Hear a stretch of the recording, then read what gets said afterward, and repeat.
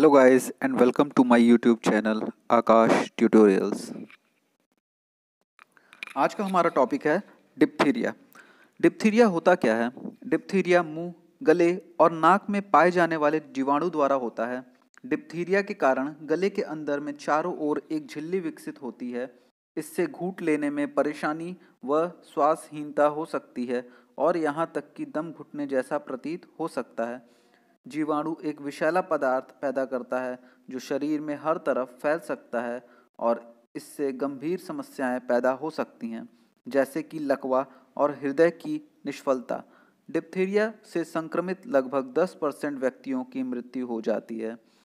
Diphtheria is a serious disease caused by a toxin, that is poison, made by bacteria. It causes a thick coating in the back of the nose or throat that makes it hard to breathe or swallow. It can be deadly. Diphtheria is caused by a bacterium, Corynebacterium diphtheriae. Spelling is Corynebacterium. Corynebacterium diphtheriae. Diphtheria. History of diphtheria. Diphtheria once was a major cause of illness and death among children.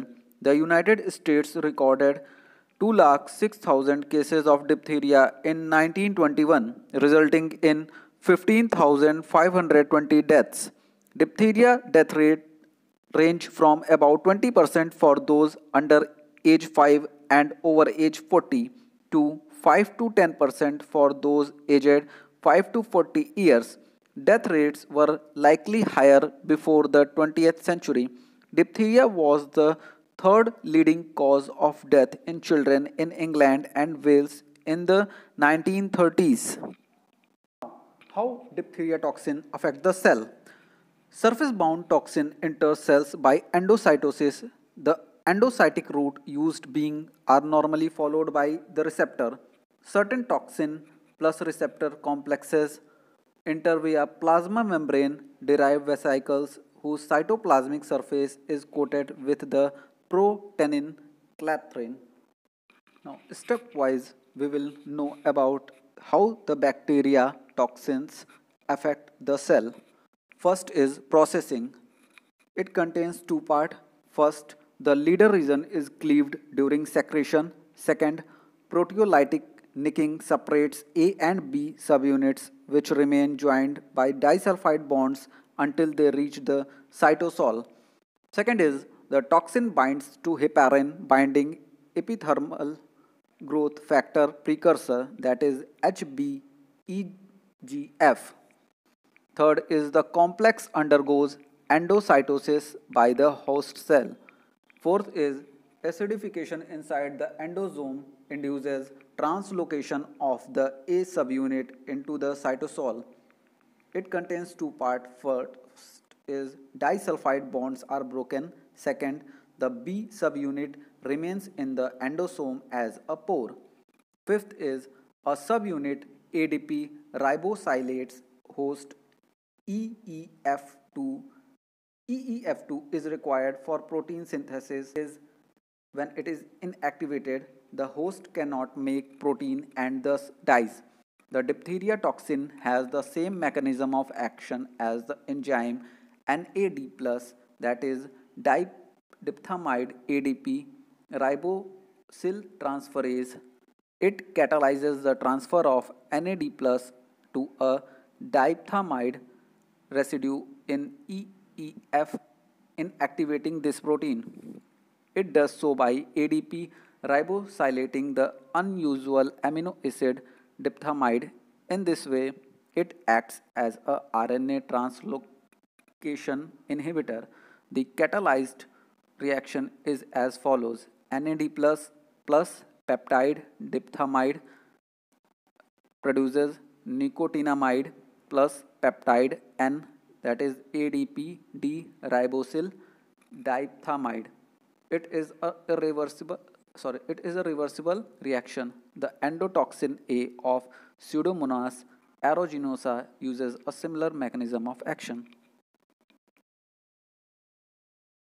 Its incubation period is from 2 to 5 days with a range of 1 to 10 days. What are the symptoms of diphtheria? Symptoms of diphtheria are usually a low grade fever, sore throat, and a sticky grayish or white film on the tonsils, throat, or nose.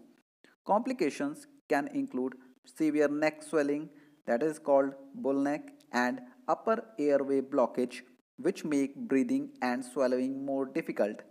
Diphtheria can also cause infections of the skin, vagina, eye, or ear, but this is less common. Skin infections caused by diphtheria may appear as a scaling rash or sores with distinct edges and a membrane. Infectious period of diphtheria is usually 2 weeks or less, rarely up to 4 weeks. What are the possible complications from diphtheria? Most complications of diphtheria are due to the release of the toxin or poison. The most common complications are inflammation of the heart leading to abnormal heart rhythm and inflammation of the nerves, which may cause temporary paralysis of some muscles. If the paralysis affects the diaphragm, that is the major muscle for breathing, the patient may develop pneumonia or respiratory failure. The thick membrane coating at the back of the throat may cause serious breathing problems, including suffocation. कोई व्यक्ति किसी संक्रमित व्यक्ति की खांसी या छींक से निकलने वाले जीवाणुओं के द्वारा डिप्थीरिया से ग्रस्त हो सकता है.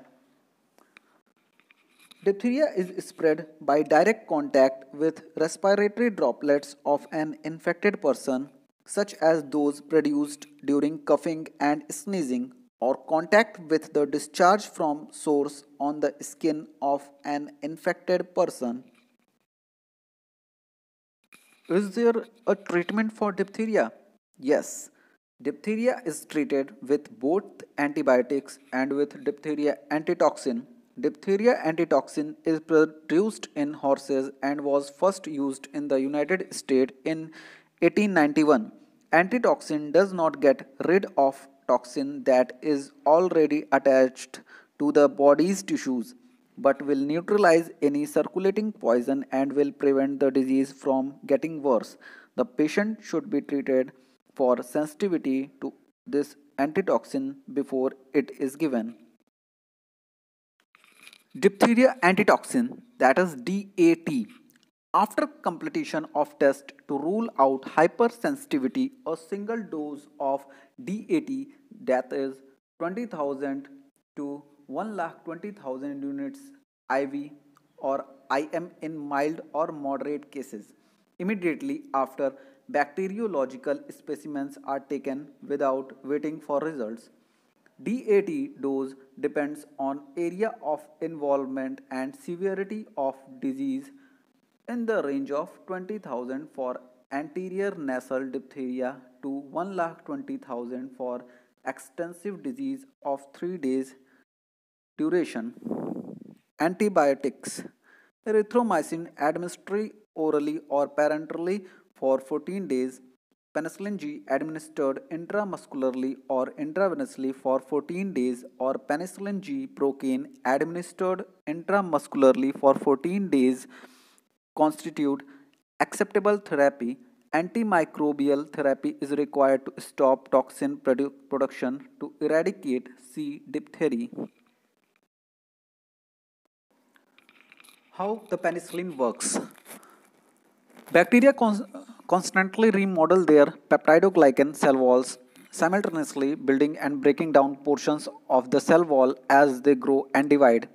Beta-lactam antibiotics inhibit the formation of peptidoglycan cross-links in the bacterial cell wall. This is achieved through binding of the four-membered beta-lactam ring of penicillin to the enzyme DD transpeptidase. As a consequence, DD transpeptidase cannot catalyze formation of these cross-links and an imbalance between cell wall production and degradation develops, causing the cell to rapidly die. The enzymes that hydrolyze the peptidoglycan cross-links continue to function even while those that form such cross-links do not. This weakens the cell wall of the bacterium and osmotic pressure become increasingly uncompensated, eventually causing cell death, that is cytolysis. And in addition, the building up of peptidoglycan precursors triggers the activation of bacterial cell wall hydrolases and autolysins, which further digest the cell wall's peptidoglycans. The small size of penicillin increases their potency by allowing them to penetrate the entire depth of the cell wall. Now, diagnosis. The diagnosis of diphtheria can only be confirmed after a physician takes a small sample of infected material from the patient's throat and has the sample tested in a laboratory. Can diphtheria be prevented? Yes, the best prevention against diphtheria is immunization. There are four combination vaccines used to prevent diphtheria, tetanus, and pertussis, that is DTaP, TDAP, DT, and TD. Two of these, DTaP and DT, are given to children younger than 7 years of age, and two, TDAP and TD, are given to older children and adults. TD is a tetanus diphtheria vaccine used to adolescents and adults as a booster shot every 10 years or after an exposure to tetanus under some circumstances. TDAP is similar to TD but also contains protection against pertussis. Adolescents 11 to 18 years of age, preferably at age 11 to 12 years, and adults 19 through 64 years of age should receive a single dose of TDAP. For adults 65 and older who have close contact with an infant and have not previously received TDAP, one dose should be received.